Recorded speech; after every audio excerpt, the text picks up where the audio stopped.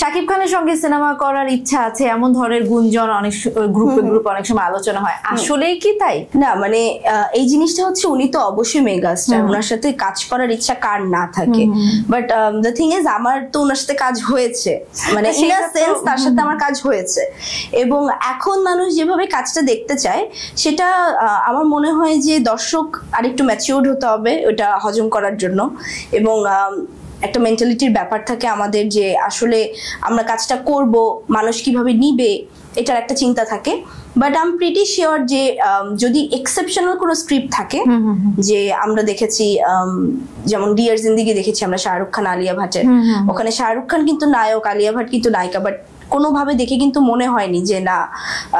চোখে দেখতে দৃষ্টিকটু লাগছে কিংবা ভালো লাগছে না, মানাচ্ছে না, এই জিনিসটা কিন্তু দেখো আমাদের এখানে না এই জিনিসটা নিয়ে তো সংশয়। বলিউডে কিন্তু সালমান খান সাইফ আলী খানের মেয়ের সঙ্গে অভিনয় করছে,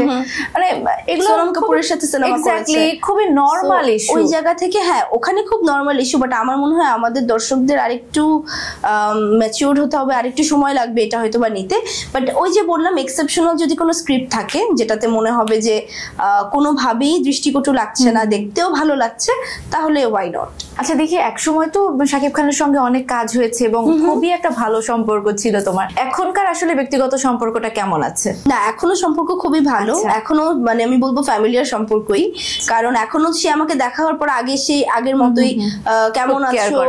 বাবা কেমন আছে, বাসার সবাই কেমন আছে, এই জিনিসগুলো এখনো সে জানতে চায়, এখনো সে সবসময় মাথায় রাখে। তো ওই জায়গাটা থেকে আসলে আমি বলবো সম্পর্ক এখনো আগের মতোই আছে।